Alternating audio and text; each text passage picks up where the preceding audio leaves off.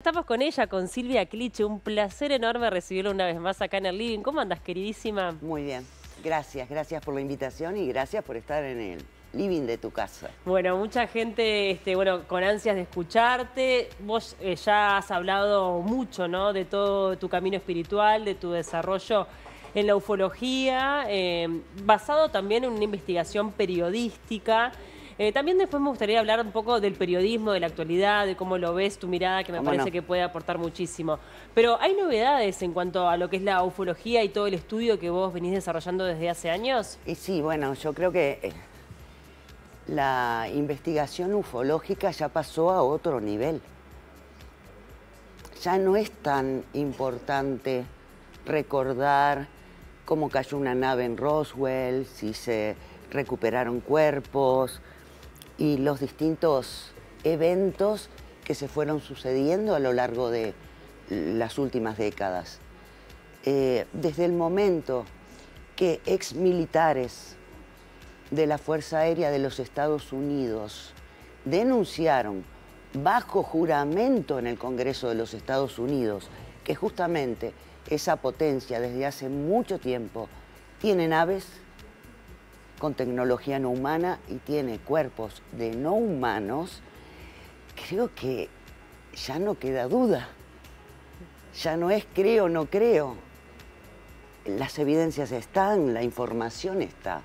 De todas maneras hay una necesidad de mantener el secreto, ¿no? Porque no hay una declaración de un gobierno, de un Estado al respecto. No, ni la habrá, creo. ¿Por qué? Porque a lo largo de la historia se ha ocultado este tema. Es un shock muy grande para nosotros, para la sociedad toda. Cambia la historia, cambia el mundo. Si nosotros reconocemos que a lo largo de la evolución humana o la historia humana hemos estado siempre acompañados por seres no humanos, sean extraterrestres, intraterrenos, interdimensionales, no importa, no son humanos, es otra especie. Entonces, eso lo cambia todo. Por eso se oculta. Pero además en los últimos tiempos han ocurrido otros eventos, uno muy reciente, que fue el hallazgo de una esfera en la zona de Buga, en Colombia, una esfera con tecnología no humana, tecnología de avanzada, se está estudiando, tiene microfibras ópticas en su interior, puede levitar, es autónoma al parecer, puede tomar velocidades increíbles, y yo creo en esa esfera. En estos momentos la posee el investigador, mi colega Jaime Maussan. Se sigue investigando. Al parecer, esta esfera está emitiendo una señal, una frecuencia. Y creo en esta esfera porque yo tuve la posibilidad, hace muchos años, en la zona precisamente del Cerro Uritorco, en Capilla del Monte, en Córdoba, lugar donde viajo desde hace más de 20 años. Y tuve un encuentro con una esfera como esta, a plena luz del día. Y bueno, estaba en un lugar muy enigmático que hay en la zona, al mediodía, sol, cielo despejado, y estaba con otras personas y de pronto apareció esta esfera y la tuve a medio metro de mi cabeza. Ella me observó, yo la observé, se detuvo frente a cada uno de los rostros de las personas que estábamos ahí y después se alejó, pero a una velocidad increíble. Y lo fantástico de esto es que a plena luz del día, esa esfera metálica del tamaño de una pelota de básquetbol se hizo invisible a nuestros ojos, a pocos metros. ¿Y por qué crees que están en contacto con la Tierra, ¿no? Primero, si es que están constantemente en contacto, ¿qué has podido recabar en tu investigación periodística y cuál es el cometido? No lo sé, Cuando puedo hablar con ellos, les pregunto. Siempre cuando Sí, me hacen claro. esa pregunta respondo de la misma manera. Pero lo que sí sé, lo he aprendido a lo largo de 20 años de vigilias ufológicas. Y he aprendido muchísimo sobre ellos. Por ejemplo, que estas esferas que hay de distintos tamaños generalmente acompañan a las luces grandes, a las naves. También hay grabaciones de los agroglifos donde estas esferas son las que hacen esos dibujos en los campos. Y también hay grabaciones de pequeñas esferas que ingresan a los hogares. Yo creo que, no sé, como que hacen un paneo de nosotros, un paneo del lugar. Una vigilancia. Exploran. Puede ser, puede ser. Pero, perdón, además de la esfera de Buga, tenemos las momias de Nazca, de las cuales venimos hablando desde hace años. Sí. Entonces, en estos momentos, es la primera vez en la historia que la sociedad civil tiene cuerpos no humanos con ADN desconocido y tecnología no humana. Y a eso le agregamos que ex militares de los Estados Unidos dicen, señores, nosotros tenemos naves, nosotros tenemos cuerpos. Es más, David Grush, que es uno de estos ex militares que estuvo en el Congreso, acaba de decir que algunos de los cuerpos que tienen en secreto en bases en Estados Unidos son muy similares a las momias de Nazca.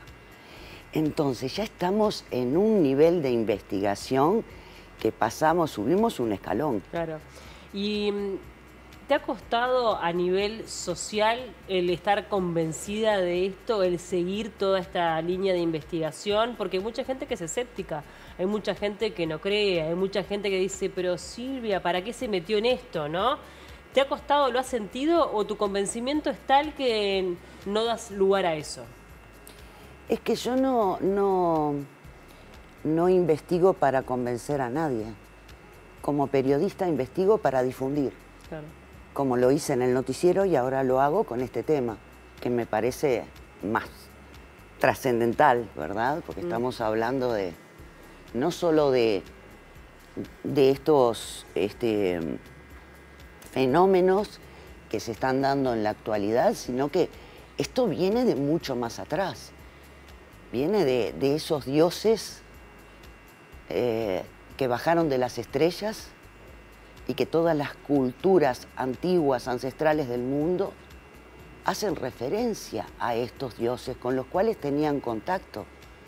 Entonces, este tema de los seres no humanos, antiguamente considerados dioses por la tecnología que tenían y sus conocimientos, no es de ahora, viene de siempre.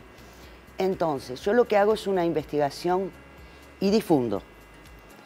Después las personas creen o no, yo no quiero convencer a nadie. Y si alguien me dice, a mí me gustaría ver, y bueno, yo le digo, venite conmigo cuando voy a determinados lugares, nodos energéticos, centros de poder, lugares donde sé que hay bases intraterrenas, por eso hay tanta movida ufológica, venite conmigo y vas a poder verlos, ¿no? La movida, por ejemplo, en Capilla del Monte es impresionante. La autopista de los ovnis le llamo. Claro, sí, muchísima gente. Pero también en muchos lugares, ¿no? En Perú, yo estoy haciendo actualmente 3 viajes que para mí son importantísimos dentro del Uruguay, Paysandú, Salto y otras zonas. La zona de Capilla del Monte, el Cerro Uritorco y Perú. Perú, sobre todo la parte sur, la parte de Nazca, que es el origen desde donde están saliendo permanentemente cuerpos, están hallando cuerpos de seres no humanos de 3 dedos con ADN desconocido. Es impactante. Yo, de verdad, tuve el privilegio de ser, a nivel mundial, una de las pocas personas que pude investigarlas in situ, que las pude manipular, que las pude ver, las pude tocar, las sostuve. las estudié. Son impactantes porque se siguen estudiando, se les siguen practicando exámenes y fíjate tú que tienen huellas dactilares, pero diferentes a las nuestras. En lugar de ser circulares, son horizontales. El ADN, que es desconocido, ni que hablar, desconocido en la Tierra. ¿Sabes que hay un banco de ADN? No sé cuántos millones de especies están registradas. No están. Y algunas, porque es una especie desconocida, pero subdividida en distintas especies, parece. Algunas se reproducen como reptiles a través de huevos. Incluso tienen la piel, tienen todas las características de reptiles. Y hay otras, las halladas más recientemente, que se reproducen como mamíferos, con fetos. Pero todas tienen la misma característica: cabeza alargada, ojos grandes y largos dedos. 3 dedos en manos y en pies. Silvia, a nivel, país, tú sos una de las referentes, ¿no?, en ufología, sos de las personas que más ha estudiado la temática. Yo mencionaba que en la NASA, por ejemplo, hay un departamento específico, donde científicos trabajan la posibilidad o no de la vida extraterrestre, y ahí hablamos un poco de lo que es el secretismo, lo que se pueda llegar a saber o no. A nivel gubernamental en Uruguay, ¿hay algo que pueda tener una vía de investigación en ese aspecto o no? Uruguay está en pañales. De hecho, soy la única ufóloga mujer que hay acá. Está en pañales con este tema, pero estamos hablando de potencias como Estados Unidos, como Rusia, donde sí, este tema es serio y en realidad cuando crean esas comisiones de investigación es todo como una pantalla, nunca se llega a nada. Ellos ya saben, porque los tienen, los cuerpos y tienen las naves. Pero bueno, es difícil que nos informen. De igual manera, hay una movida ufológica en estos momentos a nivel mundial de registros de fotografías, filmaciones, contactados, abducidos en todas partes del mundo, que creo que esto ya es imparable. Claro. Sí, que se viene algo más trascendental. Obviamente que estás muy enfocada en esto, a lo que le dedicas la mayor cantidad de horas de tu día a día, pero ¿extrañas la televisión? Bueno, la televisión es mi hogar. Claro, porque fue tu hogar durante más de 20 años, allí... 23. Por eso, 23 años, impresionante. 23 en el noticiero, pero en realidad empecé con Martín y Pregunta 24 o 25 años de TV, sí. Extraño. ¿Extrañas? Sí. Y sentís, porque el otro día lo hablábamos con Graciela Rodríguez, de que tenemos que cambiar también como sociedad, de que sobre todo a las mujeres a determinada edad nos sacan de la pantalla. ¿Sentís que hay algo de eso o que vamos evolucionando en ese aspecto? No sé, yo como hace ya mucho que no estoy en los medios, no he percibido algo así. No, yo, por ejemplo, me fui de la televisión porque yo quise y no quise volver y tuve propuestas. Pero en su momento me dediqué a esto y a los viajes. Yo viajé por el mundo entero en los últimos 20 años. Entonces, si estás viajando, si estás escribiendo libros, si estás haciendo una investigación de este tipo, yo no sé si tendría tiempo para tener un programa, porque sabes bien lo sacrificado que es tener un programa de forma constante, ¿no? Sí.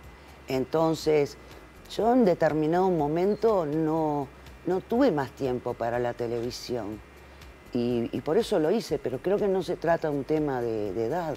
Yo creo que cuando las personas tienen talento, como Cristina Morán, no importa la edad. Claro.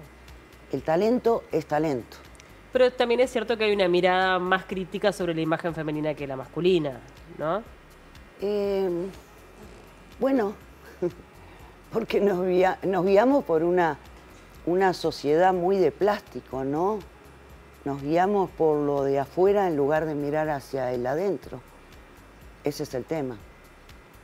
Pero yo no entro en eso, no, para nada. ¿Y en qué lo notas? ¿En esa superficialidad? ¿Con la llegada de las redes sociales, con Internet? ¿O es algo que es de la humanidad, que de alguna forma atraviesa las diferentes épocas? Mirá, yo lo noto absolutamente en todo. Yo digo, en algún momento, hace unos años atrás, me desperté y el mundo en el que yo vivía cambió totalmente, ¿no? Todo es superficial, la música es superficial, todo lo que comprende esta sociedad es totalmente superficial, la política es superficial, la gente vive de manera superficial, entonces comprende todo dentro de esta sociedad. ¿Superficial te referís a no ir a fondo con determinados temas, con determinados sentires? Ahí tendría que separarte las cosas. Superficial en cuanto a valores. Los valores ya no importan. Los valores ya no importan. Y en cuanto a ser superficial y no investigar, bueno, ahí tendríamos que hablar del periodismo en general, que ha cambiado. Sí, sí. No es el de la vieja escuela, ¿no? Cuanto menos se investiga, mejor. Hay 5 millones de temas que nos golpean y, sin embargo, a nivel periodístico nos dedicamos a cosas superficiales. Sí, que está más vinculado de repente con la necesidad del clic inmediato, ¿no? El acceder a determinada información de forma más rápida. Yo creo que está vinculado un poco la mentalidad al lavado de cerebro que le han hecho a la gente, porque el Internet es una herramienta maravillosa, pero también destructiva. Hoy por hoy, todos son todo. Son gurú, youtubers, periodistas, ufólogos, todos son todo. Y todos te hablan de cómo debes vivir.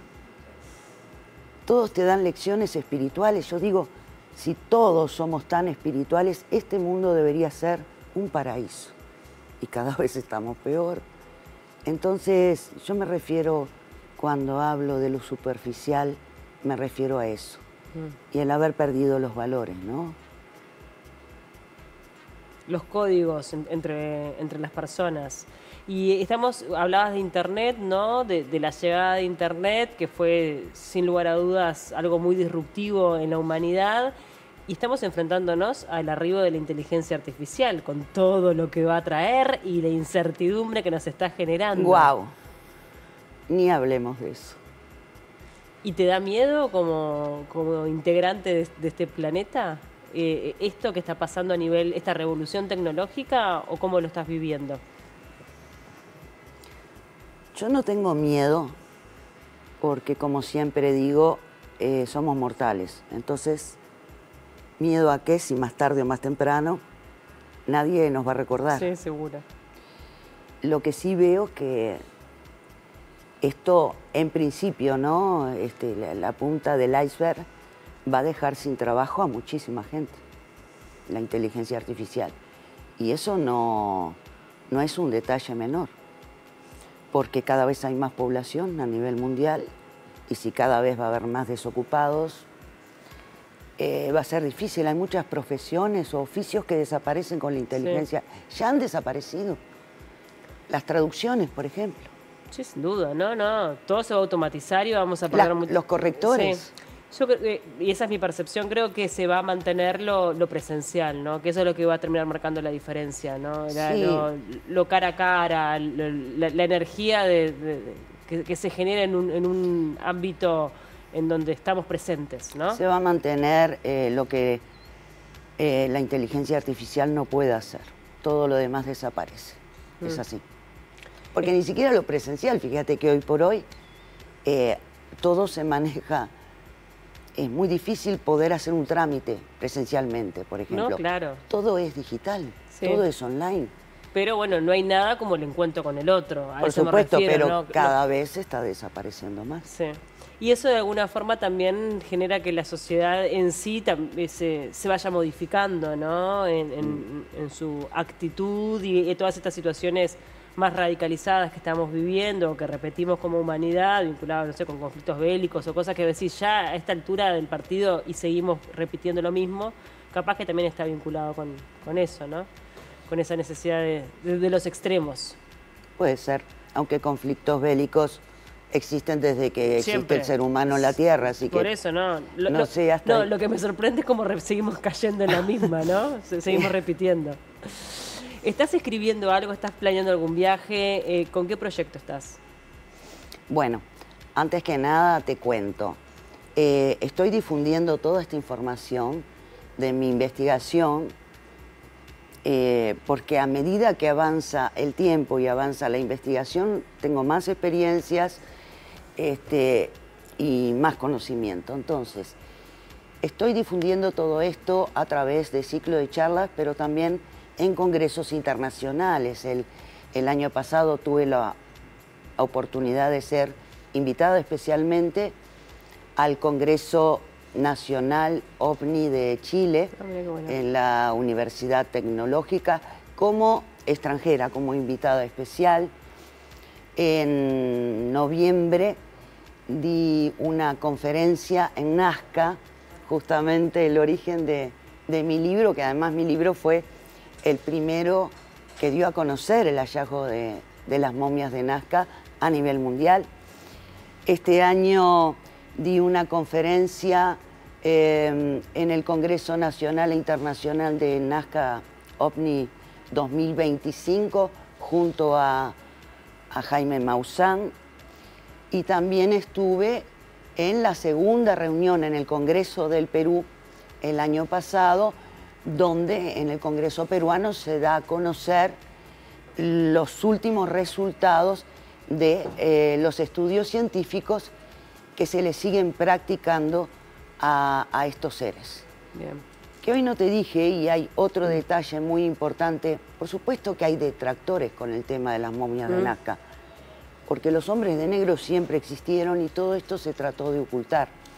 Pero hay otro detalle en estos cuerpos que es muy interesante, que tienen implantes metálicos. Y de acuerdo a los análisis, muchos de estos cuerpos, los primeros, están en la Universidad Estatal de Ica desde antes de la pandemia. Están siendo estudiados y descubrieron que ese metal que tienen, esos implantes metálicos, pectorales, en la cabeza e incluso entre las vértebras, son de osmio. El osmio que está en el núcleo de la Tierra, nosotros los humanos lo descubrimos en el siglo XIX. Y además, para obtener osmio, según he investigado, es un derivado del platino y se debe de procesar toneladas de platino para obtener unos gramos de osmio. ¿Y qué pasa? Estas momias, estos cuerpos, tienen entre 800 y 2000 años de antigüedad. Entonces, ¿dónde encaja este metal? Es realmente fascinante este tema y bueno, y siguen apareciendo cosas, ¿no? Entonces, creo que ya la duda, hoy te escuchaba, si quieres ver naves, vení conmigo. Acompañar a Silvia. Se sumó Juan Pablo Orianza para, bueno, su sección de indagar. Así es, así es. Yo lo que hago es indago un poco la web o las redes de nuestros invitados y tres cositas así que pueden llamar la atención o que son lindas de compartir. Y una tiene que ver, la primera, tiene que ver con esto de que tú catalogás como los viajes místicos. Y me encantó también, y mientras vamos viendo alguna de las fotos y descubriendo esos lugares, te quería preguntar cómo es el encuentro con las diferentes comunidades también. Porque a veces cuando uno llega, ¿no?, desde afuera, imagino que ahí hay que tener un respeto, un cuidado, lograr cómo es ese primer diálogo. Me resulta como interesante.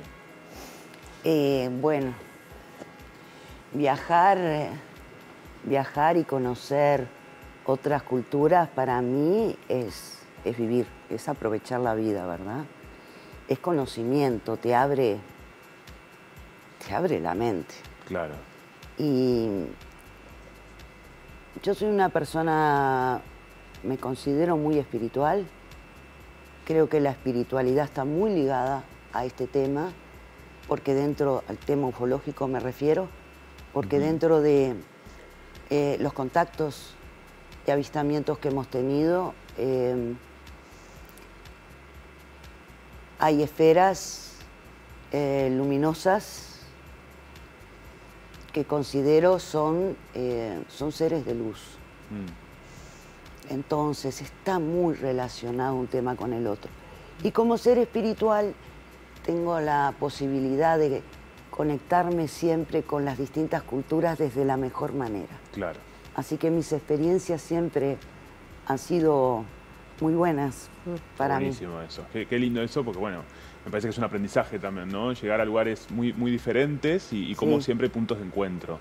Sí, Otro de los recuerdos que lo subiste tú a tus redes y que me parece muy lindo porque además, bueno, es este programa, Martini Pregunta, uno de los programas más importantes de nuestra televisión. Yo creo que marcó, y ahí, bueno, con también con Rodríguez Taveira. Homero Rodríguez Taveira, Ocampito, grandes compañeros. Con un encendido absoluto tenía en ese momento, estaba todo el mundo prendido a la televisión. Bueno, a mí me pasó que yo lo veía, me encantaba ese programa. Y en aquel momento era modelo. Claro. Pero nunca me imaginé que iba a trabajar en ese programa. Y un día me llaman de la agencia Imperio, que lo producía porque Miriam Mera, que era la secretaria, había sido hasta ese momento del programa, les avisó que ya no iba a estar más. Y como esas cosas que uno está en el momento justo, en el lugar indicado y se da, ya está en el destino, creo. El día anterior, para la agencia Imperio, yo había hecho un aviso. Entonces, la primer cara que les vino fue la mía. Claro. Y me hicieron una prueba, me acuerdo, pese a que el programa era de Canal 12, me hicieron una prueba de cámara y eso en Canal 10. Mirá. Y me aceptaron y arranqué ahí. Qué lindo eso. Martini, sí. Me encantó el recuerdo también, bueno, un look espectacular, te digo. Yo que soy muy de los outfits y de la ropa también. Buenísima como siempre. Siempre espléndida. Ay, muchas gracias. Bueno, ahí era muy jovencita. Pero bueno, toda la vida. Muy. Y bueno, recién hablabas esto de ponerse o de alguna manera objetivos y cumplirlos. Y bueno, creo que, o así lo decís en tus redes, tu papá fue un gran ejemplo para vos en eso, ¿no? Y hay un recuerdo con un videíto que compartiste muy lindo. Ay, revisaron mi Instagram. Donde hablas de sabios consejos de tu papá, que se los agradeces. Tenés presente esos consejos, esa mirada de la vida, con alegría, con buen humor también lo describís. Miren, yo siempre digo, cuando uno nace, ahí se echan los dados. Yo tuve la gran bendición de nacer en una familia extraordinaria. Porque no solo mi padre, mi madre, mis abuelos, me enseñaron tanto de la vida. Yo recuerdo que papá me decía, cuando yo no esté, te vas a acordar de estos consejos. Y fue así. Claro. Fue así como me lo dijo. Enseñanzas de vida. Un hombre que vivió mucho también, que pasó por muchas experiencias, igual que mi mamá, igual que mis abuelos. Y el vivir distintas experiencias, yo creo que si sos inteligente te hace más sabio. Claro. Entonces tenés mucho para contarles a los otros, ¿no? No sé si enseñarles, porque el aprendizaje es individual. Te pueden decir esto no lo hagas o esto hacelo y vos vas a hacer lo que quieras. Por eso es individual. Pero después lo recordás, wow, tenía razón. Claro, lo tenés presente ahí como... Sí, siempre. Obviamente que es parte de lo que sos, ¿no? Como somos todos parte de nuestros padres, ¿no? Que sí, lo que somos es parte de nuestra crianza, de haber tenido la familia que tuvimos, ¿no? La gran dicha, es una bendición. No todo el mundo, lamentablemente. Sin duda. Así que bueno. Bueno, Sirio, nos encantó compartir contigo esta charla. También. Bueno, Pachacuti está disponible para que la gente que quiera obtener el libro, leerlo. El libro Pachacuti es la 4ª edición, está agotado, pero todavía me quedan algunos ejemplares. Quienes quieran leerlo van a entender mucho de lo que está pasando y también de la verdadera historia de la humanidad. Están los teléfonos ahí, el WhatsApp.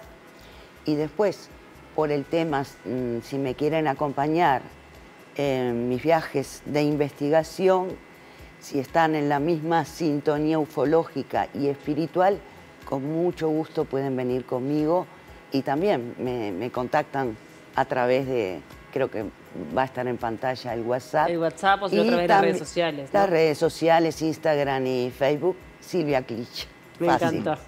Gracias como siempre. No, a ustedes, de verdad. Muchas gracias. Hacemos una tanda, enseguida venimos.